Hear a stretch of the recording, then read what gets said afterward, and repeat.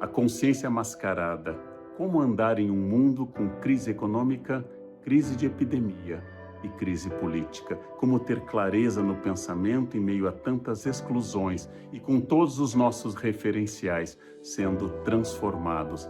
Sobre as máscaras sociais, sobre as máscaras do preconceito, sobre as máscaras da dor e sobre as máscaras da desigualdade que nos acompanham nesse momento.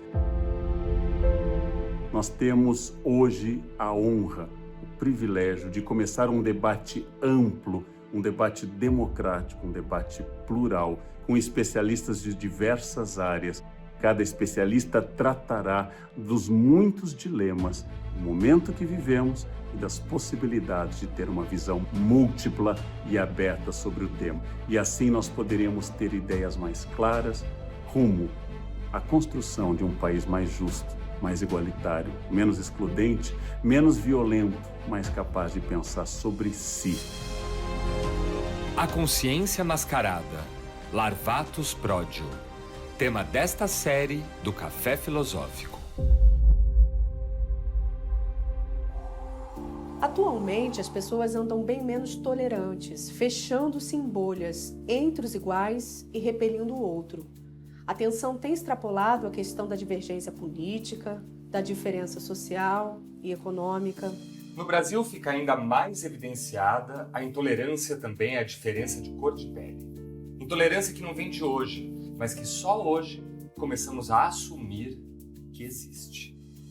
Seguimos hoje com o nosso café filosófico que trata da consciência mascarada e dos dilemas nessa época de pandemia e pós-pandemia, com a presença muito honrosa da grande Lilia Schwartz. Historiadora e antropóloga de renome nacional e internacional, ela vai tratar sobre tolerância e intolerância, esses polos extraordinários do momento que nós estamos vivendo. Como é que nós chegamos ao ponto no qual estamos hoje? Eu penso que esse acirramento da intolerância, nós sempre fomos intolerantes, mas estamos muito mais intolerantes e agora não temos pejas, não temos vergonha de falar da nossa intolerância. Eu penso que tudo começa bastante com a crise, com a recessão de 2013, vai se acirrar com o movimento das ruas, né? As jornadas de junho, jornadas que pareciam tão plurais, né? Mas já naquela época nós não conseguimos ver que haviam duas avenidas que jamais se cruzavam. E se o espaço das ruas era um espaço tomado, sobretudo, pelos progressistas, a partir desse momento a rua foi tomada por um pensamento muito retrógrado. Retrógrado no sentido de retroagir, de fazer voltar para trás. Eu também lembraria de mais um movimento, que é o impeachment da presidente Dilma. Você que está aí me ouvindo pode ser a favor, você pode ser contra, mas uma coisa que aconteceu naquele momento é que nós, de alguma forma, legitimamos a intolerância. A maneira como foi feita, ela foi uma forma fora da Constituição e que fez com que se abrisse o caldeirão do ressentimento. Essa situação se torna maior, mais forte em 2018, né, com uma grande polarização política, polarização essa que contaminou os brasileiros. Então eu acho, Leandro, que essa é uma mistura de uma crise econômica com uma grande crise de valores que nós estamos presenciando.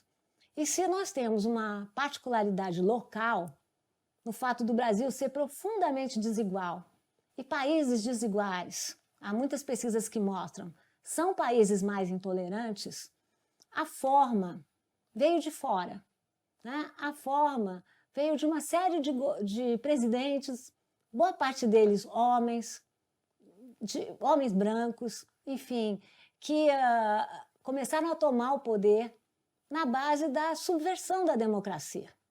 Começaram a tentar a enfraquecer as instituições democráticas, e nem precisavam dar golpe, porque eles próprios trataram de ir corroendo todas as bases da democracia nesses países. Talvez essa situação vai mudando agora. Nós não sabemos exatamente, mas é preciso chamar a atenção que o atual governo do Brasil guarda características locais, no seu militarismo, por exemplo, mas ele também tem questões que são maiores, que são questões do Brasil e do mundo, né? E como vários governos autoritários, populistas, que se baseiam no carisma de uma pessoa que não sabe dividir, essas pessoas tomaram a cena e, de alguma maneira, não importa tanto o que elas dizem, mas importa muito o que elas avalizam. Esses dirigentes avalizaram comportamentos intolerantes e comportamentos muito aversivos, né? Nós temos que retomar esse rumo da nossa democracia. Isso é muito urgente. A Luciana Savoy, que te pergunta assim, se ao final do século XIX o racismo científico chegou a validar essas práticas violentas, e qual era a relação da ciência com a justificativa da violência racial nesta época? O que a gente diz quando nós nos definimos como apenas brancos e louros? Nós estamos dizendo não à diferença, estamos dizendo não aos vários povos que construíram esse país. Não é possível negar a nossa herança africana, não é possível negar a nossa herança indígena. Então, por que é que os brasileiros insistem em se representar como brancos e louros? O racismo científico, Luciana, virou uma voga no Brasil exatamente no contexto de desmontagem da escravidão. Portanto, ao mesmo tempo que se prometia a liberdade e a igualdade, as teorias científicas diziam o seguinte: não há igualdade. Tanto que, na época da abolição, correu um dito popular que era mais ou menos assim: a liberdade é para todos, a igualdade é só para os brancos. O que dizia o darwinismo racial? Que existiriam entre as raças as mesmas diferenças que existiriam no mundo animal. Ou seja, que existiriam povos superiores, povos inferiores e povos degenerados. Quais seriam os povos degenerados? Seriam justamente as populações mestiças brasileiras. Então, essas teorias, você tem toda a razão, Luciana, elas justificavam a violência. Elas, sobretudo, justificavam a exclusão social. A República surge alardeando muita inclusão social. Eu estudo um escritor, Lima Barreto, que foi uma das grandes pessoas a denunciar a política de exclusivismos durante a República. Lima Barreto chamou a atenção para os preconceitos existentes nessa época. E morreu, eu diria, morreu de racismo, né? Ou seja, morreu com 40 anos por conta da bebedeira, mas eu acho que ele morreu de racismo, eu tenho certeza que ele morreu de racismo. No começo do século, e Lima Barreto é um dos primeiros a dizer, o Brasil vai participar do Congresso Universal das Raças, que ocorre em 1904 em Londres. E quem vai é João Batista Lacerda, diretor do Museu Nacional, que leva até uma tese chamada Sur les Métis, sobre os mestiços, que determinava que em 3 gerações o Brasil seria branco, seria grego, dizia ele. Então vejam que essas teorias do racismo científico são teorias paradas no tempo, né? Hoje em dia, ninguém daria uma aula justificando o racismo científico, mas o que me impressiona, Luciana, é como ela faz parte da grande e poderosa teoria do senso comum. No senso comum, as pessoas ainda se movem a partir desses modelos, né? Ou seja, só existe uma raça, a raça humana. Mas o que a humanidade produz? A humanidade produz raças sociais. Ou seja, ela constrói a diferença.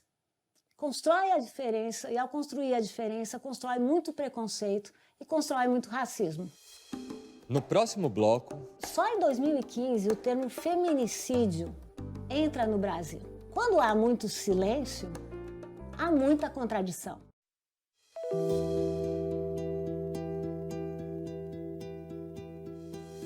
Misticismo, sobrenatural, crenças. As pessoas costumam buscar algo que lhes transmita paz de espírito, um certo amparo e conforto moral, um laço que as aproxime entre si e do que consideram sagrado. A religião, nesse sentido, sempre desempenhou uma função social importante, estruturante na história das sociedades. É possível imaginar como essa ruptura pode ter sido desestruturante individual e coletivamente, para aqueles que foram arrancados de sua terra, de sua cultura e proibidos de manter seus cultos originais, como ocorreu aos índios nativos e escravos traficados de diversos pontos da África. Aqui já reinava absoluta a intolerância. Adotaram as imagens católicas e as cultuaram. Mas, na verdade, sob as invocações dos santos católicos, adoravam os representantes da divina corte africana. O Nildo Cabral te pergunta se o fim do Império Romano politeísta e o monoteísmo cristão promoveram genocídios politeístas nas Américas. O fato da imposição da Igreja Católica, ela foi, se eu entendi bem essa questão, ela foi um elemento, foi uma instituição que promoveu, sim, muita intolerância e muito monoteísmo. A história da Inquisição é uma história que passa por essa perspectiva. A história da catequese, ela passa também por esse tipo de perspectiva. Mas o que me interessa muito estudar, porque eu sou historiadora e sou antropóloga, é como, mesmo com a imposição de uma religião, as populações muitas vezes traduziam as religiões de outras maneiras. É muito famoso o exemplo que eu vou dar de como nós temos, para cada santo, um orixá correspondente. Então nós sabemos que muitas vezes as populações negras, quando estavam cultuando os santos católicos, na verdade estavam festejando os seus orixás. Um outro elemento que para mim é muito simbólico e muito significativo é a capoeira. Uma série de pesquisas mostram como a capoeira foi uma tradução brasileira, foi recriada no Brasil, assim como o candomblé. O candomblé foi resultado do encontro de muitas nações africanas, de muitos povos africanos, né? A capoeira é muito interessante a gente pensar que ela é uma dança e ela é uma luta, né? Muito interessante como, dependendo da circunstância, eu falo que é uma dança. Dependendo da circunstância, eu falo que é uma luta. Essa questão religiosa me lembra muito uma teoria de um pensador porto-riquenho que eu gosto muito, que se chama Arcádio Quiñones Dias. Dias Quiñones. Eu sempre inverto. E ele diz que lá em Porto Rico, toda vez que você tem uma situação como essa que você me apresenta, em que há uma desigualdade política, uma desigualdade de forças, toda vez que isso acontece, essas populações passam a agir com uma prática que chama a arte de bregar. O que significa isso?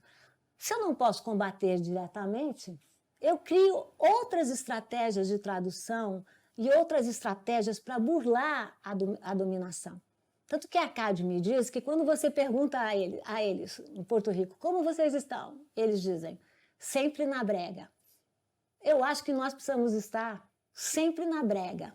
Não é briga, é brega. Ou seja, nós avaliamos a situação, reagimos como podemos, traduzimos como podemos e avançamos sempre.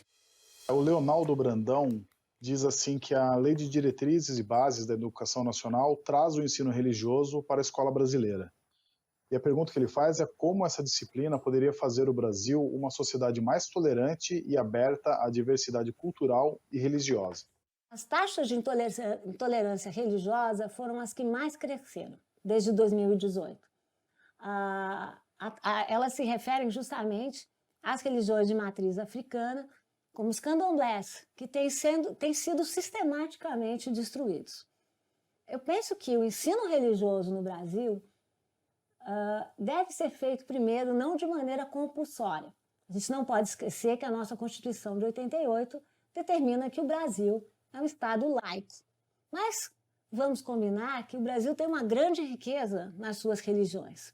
Então eu penso que o ensino de religião deve tratar das religiões, vamos dizer, de matriz ocidental, né, da religião católica, da religião cristã, das igrejas evangélicas, todas essas muito importantes no Brasil e temos que estudar e temos que respeitar, mas deve também tratar das religiões de matriz religiosa, do candomblé, da Umbanda, das religiões indígenas, das religiões das populações ribeirinhas, ou seja, deve oferecer aos estudantes um cardápio farto de religiões e mostrar que o mais importante não é crer ou não crer numa determinada religião.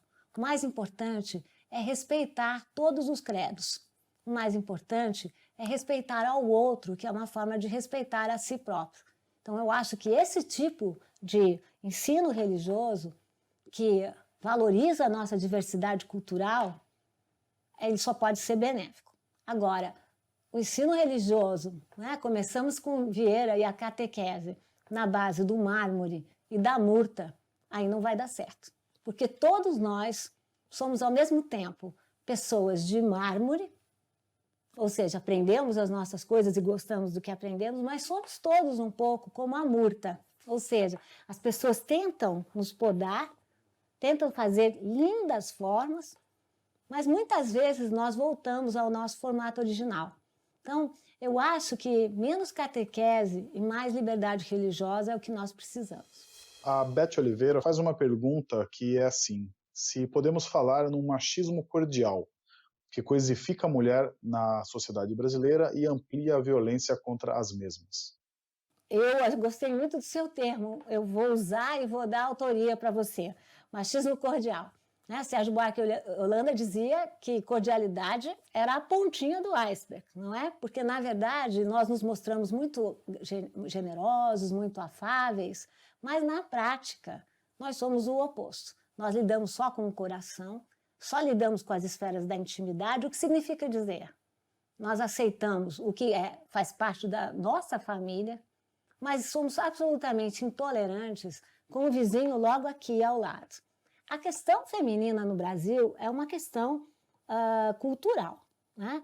Quando nós falamos de cultura do estupro, há quem diga que isso é papo mimimi, ou que isso é papo de feministas. Bom, se isso for ser feminista, eu sou uma grande feminista e advogo por elas, porque foram as feministas, os vários feminismos, porque são muitos, né? Existe o primeiro feminismo lá no final do 19, que era das sufragetes, mas que era ainda um feminismo muito branco e muito das classes dominantes, e hoje falamos muito do que são os feminismos negros, que têm nos ensinado demais, ou seja, não existe só uma categoria do feminismo e é preciso que a gente lide também com o feminismo de maneira plural.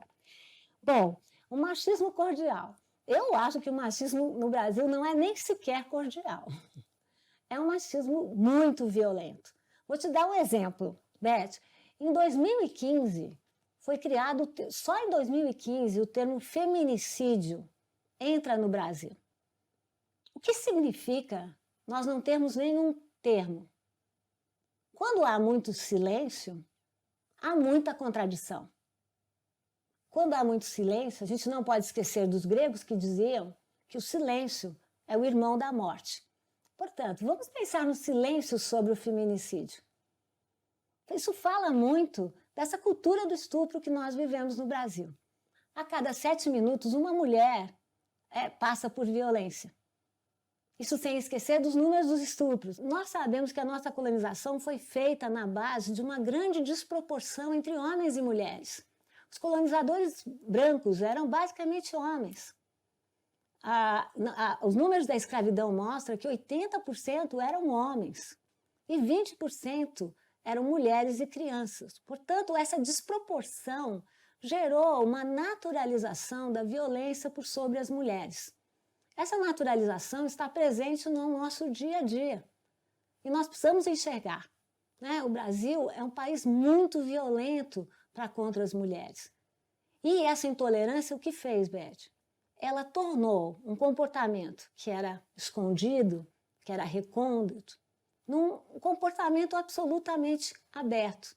O problema do feminicídio não é um problema das mulheres, assim como não é um problema indígena. É errado falarmos em problema indígena.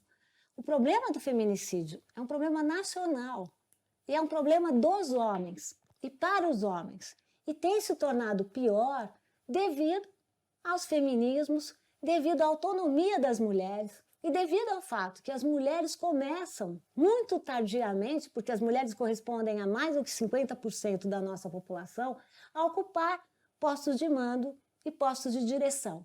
Então, o Brasil esperançoso é um Brasil que inclua as mulheres proporcionalmente, na política, no trabalho, na saúde, enfim, nas mais diversas áreas da nossa sociabilidade.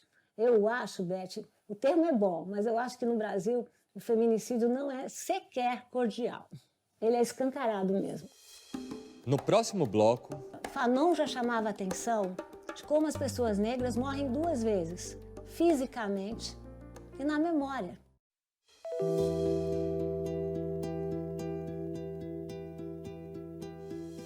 A rejeição, por si só, já é algo extremamente doloroso, que nos marca para sempre e de forma profunda.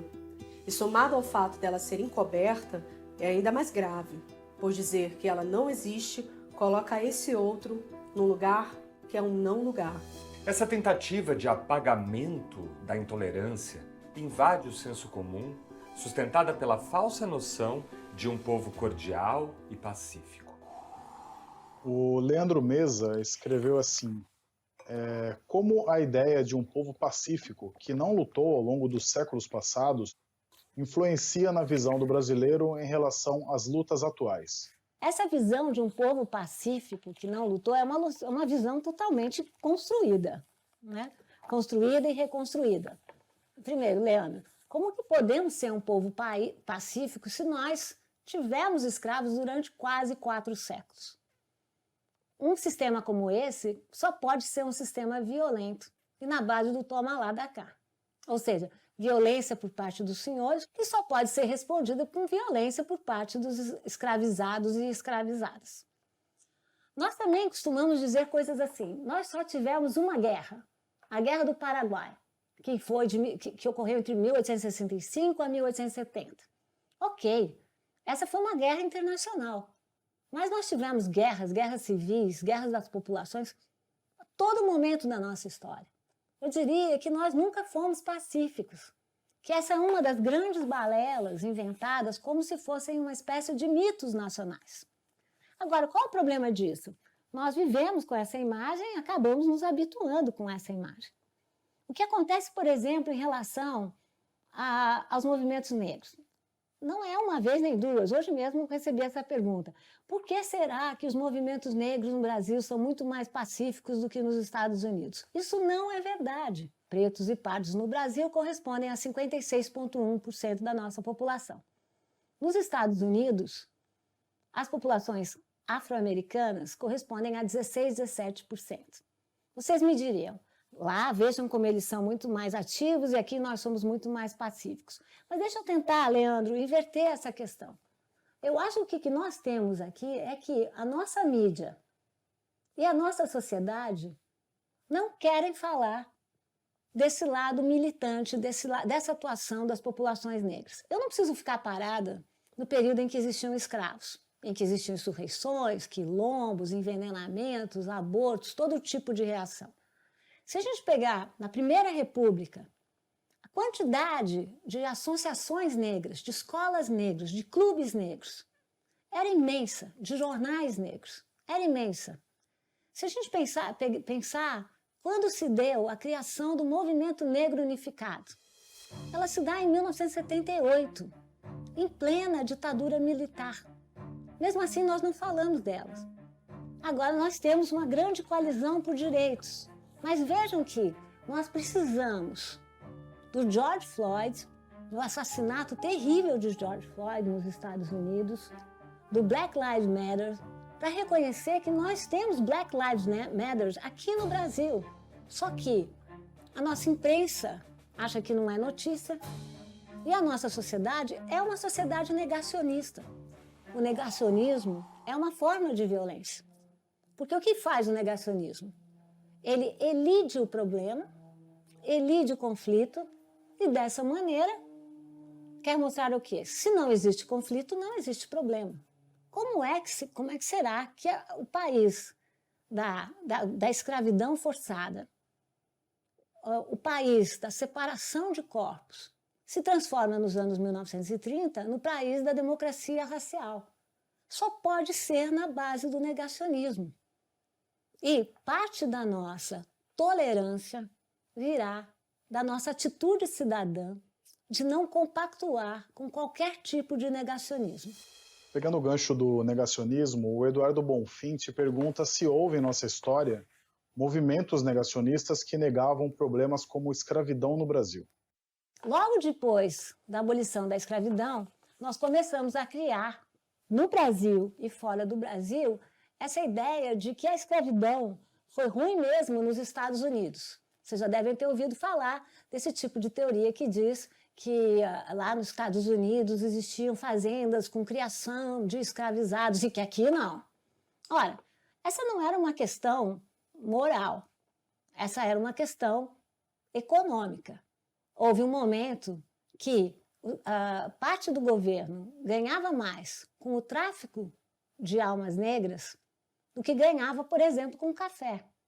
Portanto, havia muito interesse em que os escravizados e escravizadas fossem substituídos rapidamente, envelhecessem rapidamente. Essa é uma teoria, Eduardo, que tenta negar a violência da escravidão no Brasil. Existia sim escravidão na África, mas não existia escravidão mercantil.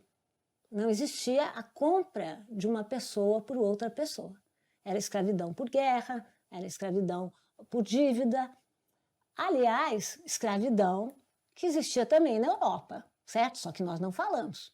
Da onde vem a palavra servos? And slaves. Vem de servos, dos servos brancos na Europa. Portanto, a escravidão era uma linguagem não só aqui no Brasil ou na África, era uma linguagem na Europa também. Mais ainda, os portugueses não só pisaram na África, como tiveram uma série de feitorias. Eu não quero agora dizer que tudo é culpa dos colonizadores portugueses, de maneira alguma.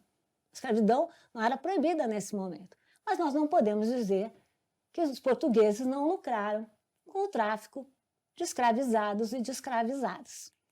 Eu penso que essas políticas que procuram negar a influência e a importância e a perversidade da escravidão no Brasil são políticas que não querem lidar com a ideia de reparação.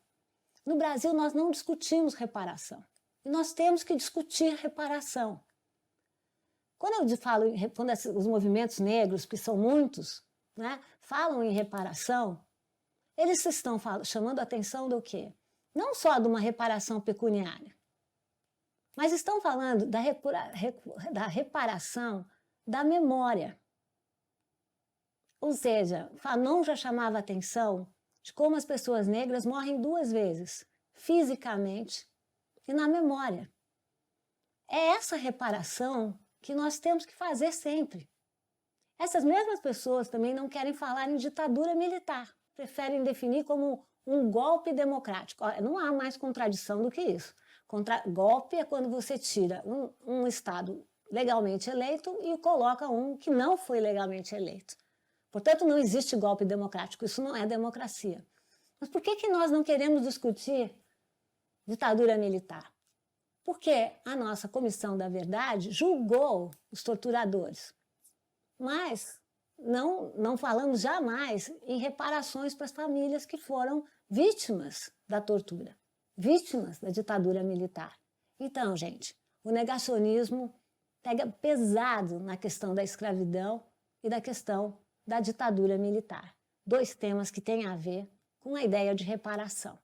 É muito importante que a gente descubra histórias atrás das histórias. E são muitas as histórias que a gente tem para contar. Essa é uma delas. No próximo bloco, nós vivemos em bolhas que são a reafirmação de nós mesmos.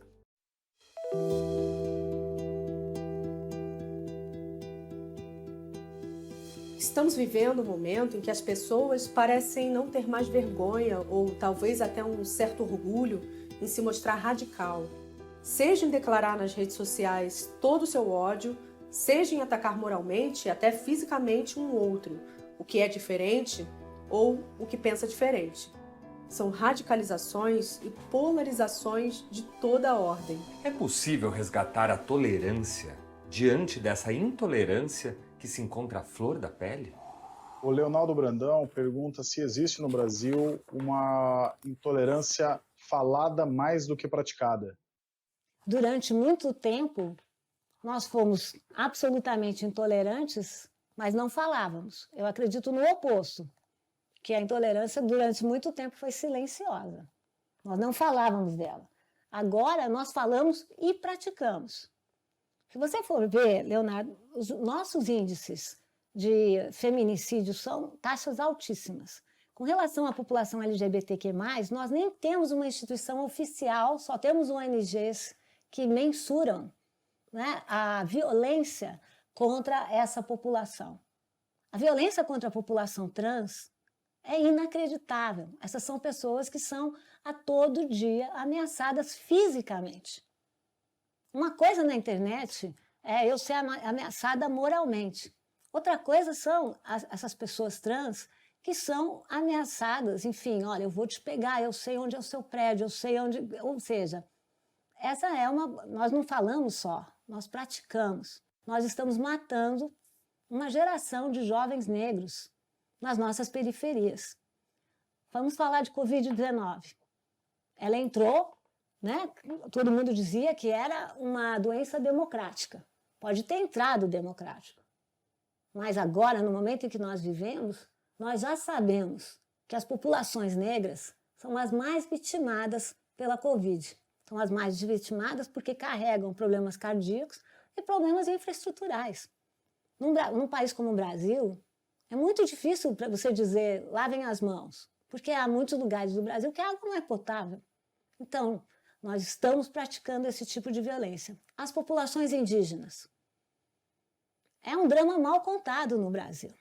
Tudo que está acontecendo na Amazônia, nós sabemos que está acontecendo à mercê, enfim, prejudicando muito as populações indígenas. O Brasil é considerado o país mais perigoso para as lideranças indígenas do mundo. A Covid-19 já atacou mais de 155 povos indígenas. E mesmo assim, nós não falamos do tema. Então, olha, o que nós estamos falando aqui, Leonardo? Não de uma intolerância falada, mas uma intolerância que durante muito tempo foi silenciosa, mas sempre foi praticada, e hoje em dia, de uma tolerância falada, e de uma de uma intolerância falada e de uma intolerância praticada. No Brasil, nós temos a seguinte situação: as pessoas vão competir numa corrida de 200 metros, algumas pessoas começam já nos 100 metros e outras começam atrás da faixa. E nós chamamos isso de meritocracia. Não há meritocracia num país tão desigual. Portanto, nós temos que praticar políticas para combater a nossa desigualdade. Políticas de educação, políticas de habitação, políticas de saúde, políticas de infraestrutura de uma forma geral.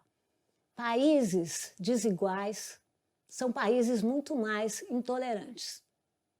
Eu penso que esses são os caminhos, os mesmos caminhos de combate à desigualdade, são os caminhos que nós precisamos percorrer para nós combatermos a intolerância. Mas a intolerância também é uma intolerância de região. Precisamos ser mais tolerantes em relação a outras religiões. Eu sempre cito esse exemplo, mas ele é forte. Por que será que nós do Sudeste chamamos os nordestinos de nordestinos, fazendo um grande caldo comum? Eu proponho, então, que nós sejamos chamados de sudestinos, não é verdade? E também há muita intolerância de classe. Eu penso que, infelizmente, as elites brasileiras não reconhecem o que é a branquitude. Né? Falava disso numa outra resposta.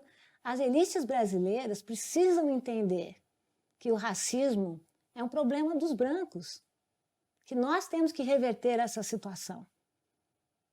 Ou seja, o protagonismo é negro, mas não é uma questão exclusivamente dos negros. Então, são muitos os caminhos que levam a gente, para que nós possamos nos constituir como um país mais tolerante e, sendo assim, um país mais democrático, genuinamente democrático. O Cildo e o Maurício, eles fazem praticamente a mesma pergunta aqui. Eles, na verdade, não é uma pergunta, é uma dica, né? Qual sugestão de leitura para compreendermos essas questões de intolerância que herdamos no Brasil colônia, que é a pergunta do Maurício. E o Cildo pergunta, ela gostaria de saber se você recomenda alguns livros para se aprofundar nesses temas. Os caminhos são muitos, não é? Eu acho que temos vários livros. Na área da não ficção, eu recomendaria muito o livro do Silvio Almeida, que explica o que é o racismo estrutural. os livros da Djamila Ribeiro, que tem um verdadeiro manual antirracista, os livros da Angela Davis, essa ativista norte-americana que criou esse modelo do antirracismo, que, ou seja, não basta nós não sermos racistas, é preciso ser antirracistas, para ser de fato um proponente, um protagonista do antirracismo. Eu gostaria de recomendar um livro de ficção também. A Toni Morrison escreveu um livro belíssimo chamado Amada. Na casa 421 moravam 3 mulheres que tinham sobrevivido o período da escravidão e que viviam agora num outro contexto. E diz ela, na casa 421 existiam 2 mulheres reais e um fantasma. Mas a única mulher real lá era o fantasma. Ou seja, nós estamos assombrados com esses fantasmas todos. Mas a gente precisa falar de outras intolerâncias. Nada como ler os livros do Ayrton Krenak para pensar na questão indígena, nas teorias do feminicídio. Eu gosto muito dos trabalhos da Débora Diniz. A bibliografia é grande e ela tem um caráter inspiracional muito forte. No seu livro sobre o autoritarismo brasileiro, você nos mostra como que a intolerância está na raiz do ódio e nos ensina, nos fornece as condições para que a gente possa entender esse ódio que vai emergir em setores da sociedade e vai degradar a possibilidade de convivência democrática no nosso país. Nós estamos habituados também a entender a tolerância como uma resignada aceitação da diferença, para evitar o conflito e para manter a paz. A tolerância seria, nesse caso, a capacidade de suportar meio que a contragosto uma diferença. Mas você também ensina no seu livro que a tolerância é outra coisa. É a virtude do entendimento e que ela só existe no encontro respeitoso entre os divergentes e os diferentes. Então, eu queria te pedir para falar um pouco sobre a importância da tolerância como esse valor da democracia. Como que ela pode ser essencial para a construção da convivência democrática no Brasil de hoje.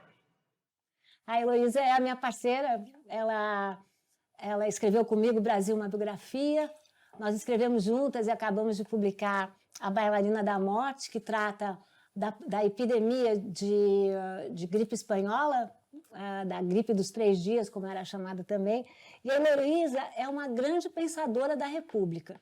Eu aprendo muito com ela, né? Ela tem um grupo que se chama Os Repúblicos, em que eles, enfim, de alguma forma, estão a todo momento avaliando outras e a nossa República. A Heloísa me chama a atenção para um aspecto que eu preciso aprofundar aqui, eu agradeço a ela, que é o outro lado da intolerância, que é a tolerância. A tolerância é uma grande virtude da democracia. A tolerância diz respeito a esse encontro, um encontro entre diferenças e a superação das diferenças, com a manutenção das diferenças. A democracia é um regime que se pauta nas ideias de igualdade e de liberdade, nas ideias também de luta por direitos. E os nossos direitos nunca estão derradeiramente conquistados. Nós precisamos sempre conquistar mais uma vez. Nós precisamos sempre conquistar de novo. Também faz parte da democracia essa forma de acomodação com a diferença, com novas diferenças que surgem, com novos agentes que surgem. Então, a tolerância é de fato uma virtude democrática porque ela fala da nossa boa utopia da convivência entre diferenças. Conviver com a igualdade é muito fácil, mas pode ser muito monótona. Nós crescemos mesmo na convivência entre diferenças. Rousseau chamou esse conceito o conceito de alteridade. O que é alteridade? Alteridade é quando eu converso com a diferença, eu aprendo com a diferença e aprendo de tal maneira que eu saio transformado. Ou seja, o verdadeiro diálogo respeitoso com a diferença não significa convencer o outro. Significa que a minha compreensão do outro é tão afetada, no sentido do afeto, é tão empática, no sentido da empatia profundo, que dessa convivência eu saio muito alterada, eu saio muito diferente. Por isso que eu digo que diferença produz diferença. Diferença constrói diferença. Tolerância constrói mais tolerância. E intolerância constrói mais intolerância e mais insatisfação. A democracia, ela cria uma espécie de franquia na cidadania. O que é a cidadania? De um lado, é cumprir o meu papel num Estado democrático, num Estado com eleições, num Estado com instituições que eu devo respeitar. Mas a cidadania é também a luta por direitos. Os nossos direitos civis. E o que são os nossos direitos civis? O direito, justamente, de ser diferente na universalidade e de ser universal na nossa diferença. A intolerância é o oposto de tudo isso. É quando eu só consigo lidar com quem é profundamente igual a mim. Nós temos feito muito isso. As redes têm criado muito isso. Nós vivemos em bolhas que são a reafirmação de nós mesmos. E lidar com a diferença é sempre um grande desafio, porque implica na tradução do eu mesmo, do eu mesma, né? Então, a Heloísa tem toda a razão, né? Ou seja, a tolerância é uma forma de se opor a esse mundo de afetos partidos, esse mundo tão cheio de ódios, esse mundo tão cheio de teorias da conspiração e esse mundo tão cheio de realidades paralelas, né? Quando eu vou ao outro, eu passo também a conviver num mundo tão diferente do meu, mas às vezes tão mais interessante que o meu, né? Tão mais novo que o meu. Então, eu, enfim, gosto muito de pensar que nós precisamos de um mundo tolerante e que a democracia pode ser um regime, não é totalmente no Brasil, né? Como eu disse, nós vamos precisar nós precisamos muito qualificar a nossa democracia. Mas para qualificá-la, nós temos que ser profundamente tolerantes e descobrir a verdade no outro, não só na verdade na minha pessoa, nesse imenso nós que eu crio, contraposto a um grande outro, um outro estratégico. Eu queria dizer que nós vivemos mesmo um período de crise, mas crise quer dizer decisão, né? Na raiz da palavra, ela quer dizer decisão, o que é uma expressão muito linda. E quer dizer o quê? Que está na mão de cada um de nós tomar essa decisão. Está na mão de cada um de nós dizer não à intolerância, dizer não ao racismo, dizer não ao feminicídio. E se a cidadania é de fato uma franquia da democracia, está no momento de cada um de nós vigiar muito bem o seu canteiro, mas tratar também de observar o canteiro do vizinho, o canteiro da pessoa um pouco mais ao lado, né? E é preciso que a gente aprenda a ver e enxergar, né? Acho que a gente tem tempo para isso. É um momento de decisão.